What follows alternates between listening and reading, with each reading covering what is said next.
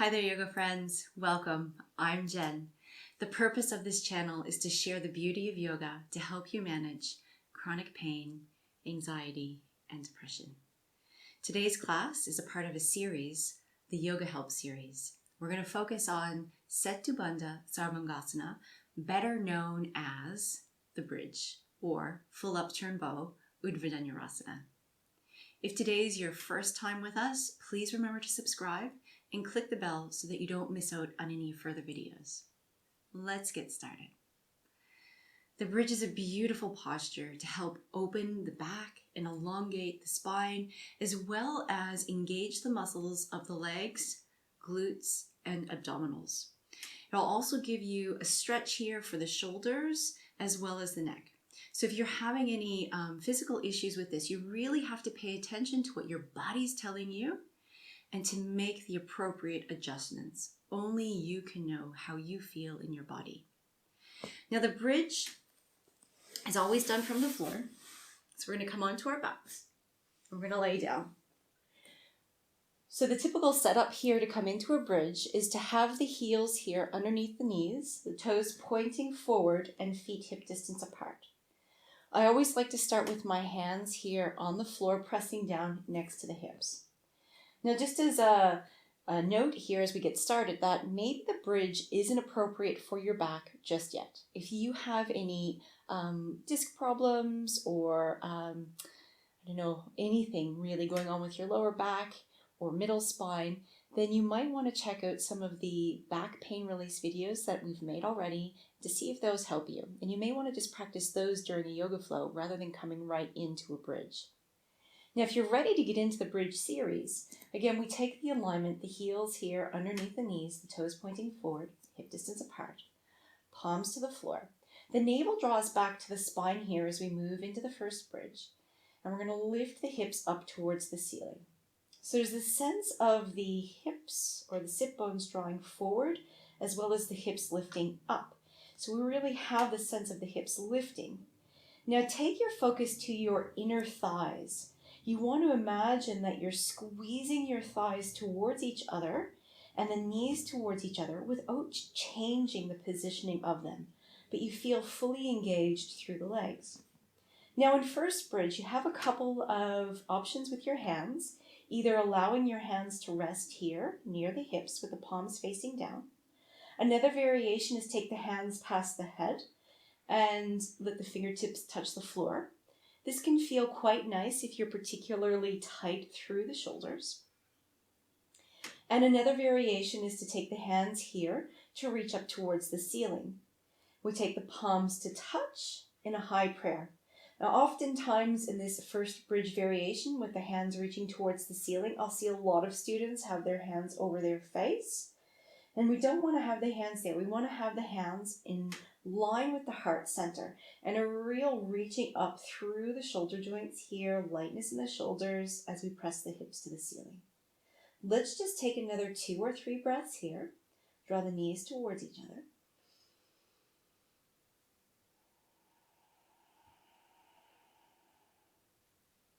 And to release down, we're just going to roll down vertebra by vertebra, releasing the hands back to the floor and then laying the spine back down.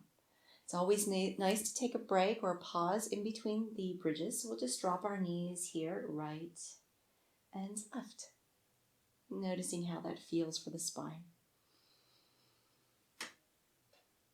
So whenever you're doing a yoga flow and it's time to do a bridge, you can do one of those variations of first bridge, or maybe a previous video where we just worked about engaging the core and releasing the lower spine. If you want to take it deeper, we're going to move into second bridge this time. The setup of the body is the same. The heels underneath the knees, the toes forward. I always like to start with the palms here on the floor. And the reason why I like that is I like to draw the shoulders away from my ears and then press them down. So we have the sense of lengthening for the neck as we draw the fingertips towards the front edge of our mat there. So again, we're going to draw the navel back towards the spine. Equally weight from toe to heel as we press the hips up towards the ceiling.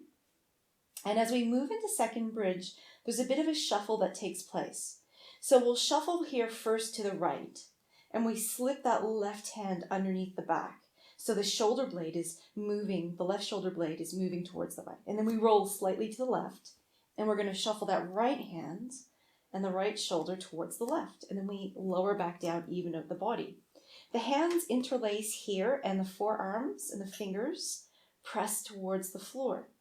The setup is the same as first bridge, with the sit bones pressing towards the heels, the pubic bone lifting towards the ceiling, and the thighs moving towards each other. You may notice here, second bridge is a bit higher, that your chin is going to come a little bit more firmly in towards the chest. Let's take a couple of breaths here. Just noticing how this feels within the body, and if it's appropriate for you.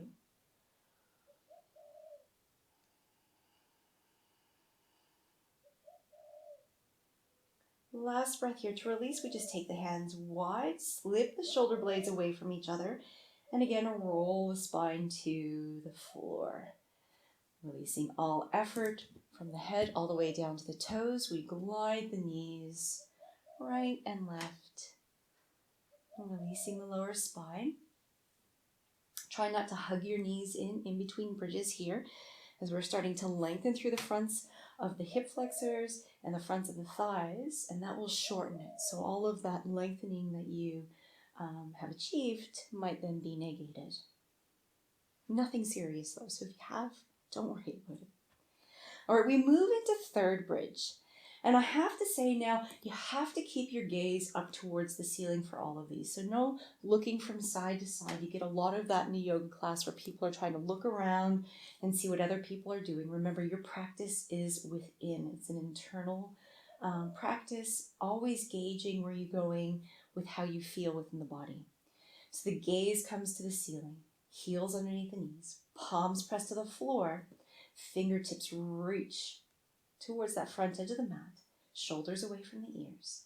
Engage the feet, lift the hips up towards the ceiling. We move into that first bridge. It's the setup for all of the bridges. Now in third bridge, what we do is we're going to bend the elbows. We're going to point the fingers up towards the ceiling. And much like second bridge, we have to do a bit of a rotation here. Now third bridge is only accessible if you have the flexibility within your back, and you may or may not have that. If you have the flexibility, you'll know very quickly. We're going to roll to the right here.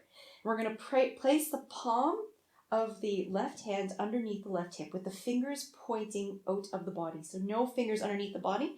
We'll roll to the left and take the right hand underneath the left hip. So much higher here, you'll notice, as the hips move up to the ceiling. And it's really nice. I really love this posture as it gives a lot of lengthening and arching for that lower spine. So only taking this if it's appropriate for your spine, if it feels nice for you. There are a couple of variations that you can take here from the third bridge variation. One variation is to then walk the heels away from your body, lengthening here. And that may feel good for you, may feel uncomfortable. Don't take your body to a place of uncomfort. If that's the case, just take the heels back underneath the knees. Another variation that you can take here, just listening to my voice rather than turning your head to the screen, is to press that left heel into the floor and lift the right leg and draw that right knee in towards the right shoulder. We'll extend that right leg up towards the ceiling. And that can just feel quite nice. Remember to draw that left knee over towards the right side. Draw that right knee in, right foot back to the floor. And we'll just swap sides. Press that right heel to the floor. Draw that left knee into your left shoulder. And then extend the left leg high, pointing the toe. Last breath here. We're going to take that left knee in. Take the left foot back to the floor.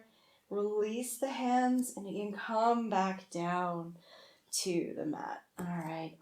Take a moment here. Now with the third bridge, it's quite strong on the wrists, so we just like to give the wrists a little bit of a massage, maybe circling the wrists here in one direction and then the other.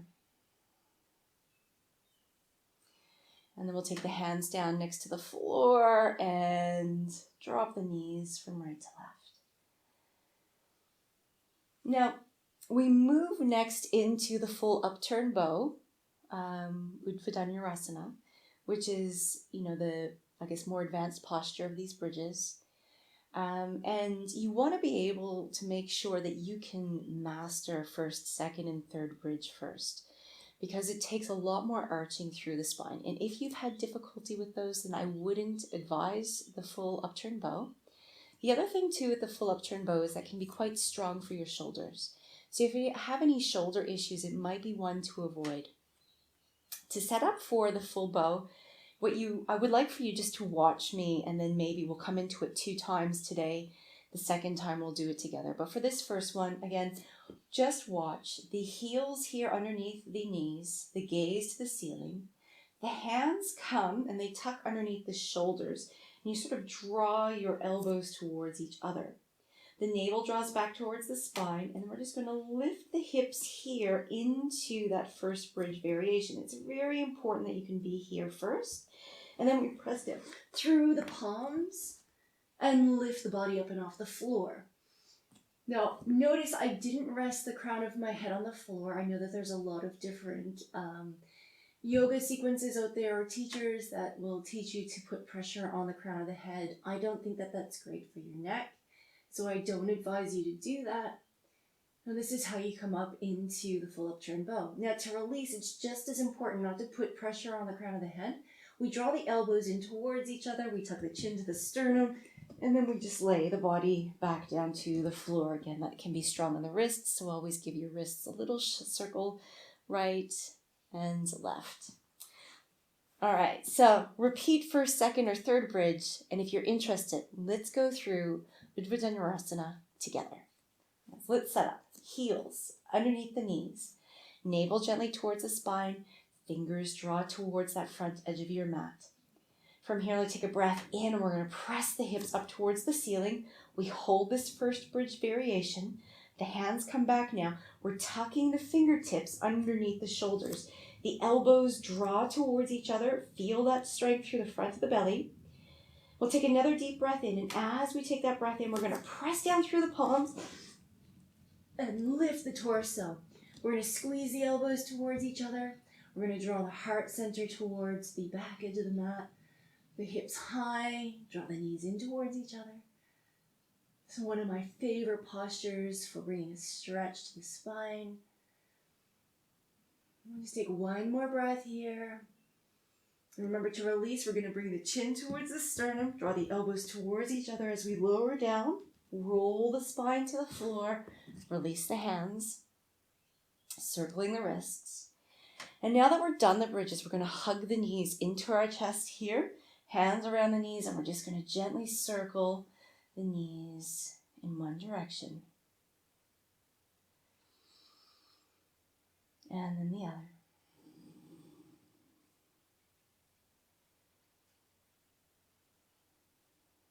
And then bring the feet to the floor. And come back to our seat. Thanks so much for joining me today. Remember, this video works really well with the yoga series Finding Flow. I hope to see you there. If you have any questions, comments, or concerns, let me know and I will get back to you. Have a lovely rest of your day.